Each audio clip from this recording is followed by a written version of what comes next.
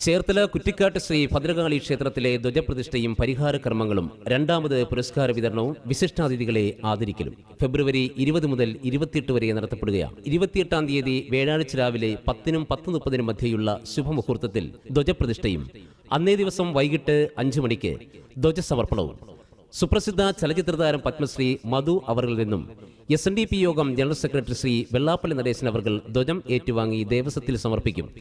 നമസ്കാര മണ്ഡപം ഔപചാരികമായി ഉദ്ഘാടനം ചെയ്യുന്നത് ശ്രീമതി പ്രീതി നടേശനും പത്മശ്രീ മധു അവർകൾ ഭരത് സുരേഷ് ഗോപിക്കും ശ്രീ വെള്ളാപ്പള്ളി നടേശൻ അവർക്കും ക്ഷേത്ര മുഖ്യതന്ത്രി ബ്രഹ്മശ്രീ തോട്ടേക്കാട്ട് മഠം വിനീത് ഭട്ട് അവർക്കും പുരസ്കാരങ്ങൾ നൽകി ആദരിക്കുന്നു. തുടർന്ന് സിനിമാ സീരിയൽ താരം സാബു തിരുവല്ല നയിക്കുന്ന വൺമാൻ ഷോയും ഉണ്ടായിരിക്കുന്നതാണ്.